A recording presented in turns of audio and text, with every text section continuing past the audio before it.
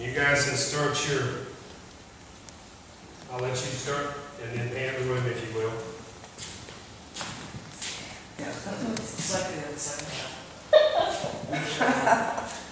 Spiritual introduction. Well, good afternoon. I want to thank each of you for coming as I share what it's like to live the life of a pastor. First thing I'd like to talk to you about is how many of you remember what it was like to play dodgeball? Anybody remember that? Dodgeball, when we were a kid, we'd go out, we'd have recess at school, and everybody would get in a circle except for maybe 2 or 3 outside the circle, and they began to throw the ball. And every time someone got hit, they would have to come out of the circle, and they would all get on the outside of the circle. And as the game would progress, those inside the circle would diminish, and those on the outside of the circle would increase. Have you ever played dodgeball and became the very last person in the game? I mean, those that are, after you, the ball's whizzing around, they start trying to cheat. They'll throw it to another guy close by you, and he'll try to hit you real quick. You really become the target, man. They are after you when you are the last guy. They want to just make sure they get you out. And so each one of them is diligently after you. Now I want you to understand something. That last guy standing is kind of like the life of a pastor. He's the target of many. And though a pastor may be the target of many people, the vocation itself allows for great opportunity to share and to speak into the lives of people that we love and care about the most. Living a life of a pastor over the last 8 years, I've had the opportunity to know firsthand the joys as well as the hardships of pastoral ministry. Now, if you're looking for something in your life that will give you a sense of purpose, there's no greater opportunity of fulfillment than the godly influence of someone who dedicates their life to shepherding other people. For the next few minutes, I'm going to give you a general overview of the life of a pastor. And I'm going to talk about 3 things. The first one is the burden of responsibility on a pastor. The second one are the dangers that accompany those responsibilities. And the third thing that I want to talk about is the rewards of a pastoral ministry as we adhere to the things or the purpose that God values according to Scripture. Now let's begin by looking at responsibility. The burden of responsibility is overwhelming for many pastors. And in an article by Dr. Mike Norris, he's a pastor of Franklin Road Baptist Church in Murfreesboro, Tennessee. The pastor carries a responsibility to take care of himself, his family, as well as the church. Dr. Norris further states that studies have shown that most pastors face high levels of stress. They work over 60 hours a week, and they struggle with things like depression or burnout.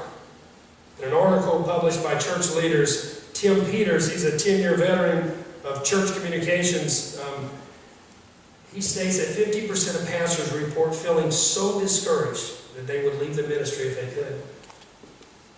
This leads me to my second point. The overwhelming burdens that pastors face can open doors to hidden dangers in their life. The New York Times reports about an article written by Paul Vitello. They said, members of the clergy now suffer from obesity, hypertension, and depression at rates higher than most Americans. In the last decade, their use of antidepressants has risen while their life expectancy has fallen. Again, Tim Peters reports that in his article that 80% of pastors believe pastoral ministry has negatively affected their family. Furthermore, Mr. Peters states that 1,700 pastors leave the ministry every month, including some of the brightest and some of the most inspiring pastors in our country. So with all the drawbacks, why would anyone want to be a pastor? Regardless of the overwhelming burdens and the hidden dangers, the rewards of pastoral ministry far outweighs the negative as we adhere to the purpose that God values according to Scripture. And God values the souls of humankind, and He rewards those who seek Him to communicate the gospel of forgiveness and redemption to those who don't know Him. Proverbs 11:30 says, "The fruit of the righteous is a tree of life, and whosoever captures souls is wise." God also honors those that share His truths. Romans 10:15b says, "How beautiful are the feet of those who preach the gospel of good news." Dr. Charles Stanley, pastor of First Baptist Church in Atlanta, Georgia, and founder of In Touch Ministries, shares in an article, Freely Given, questions that are often asked to pastors. How could God ever forgive me? You don't know what I've done. How could I have done such an awful thing? I can never forgive myself. But for a pastor, these types of questions are the ones that we truly can answer, and they're the ones that bring the most reward.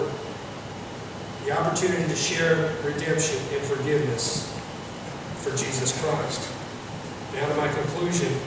As you have seen, pastoral ministry comes with what seems to be an overwhelming list of responsibilities. The burdens and the stresses of the position, if not handled correctly, can cause physical, emotional, and relational hardships. But the return in ministry far outweighs the pitfalls as we honor God in our attempts to proclaim His truths to those who might not otherwise hear.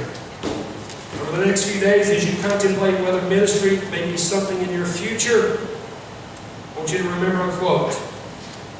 It says, "Anything worth doing is probably not easy, but the rewards are worth it. And in the eyes of God, leading people to Him is not just anything, but it's everything."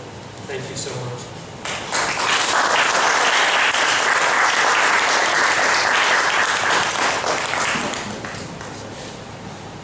Seven minutes.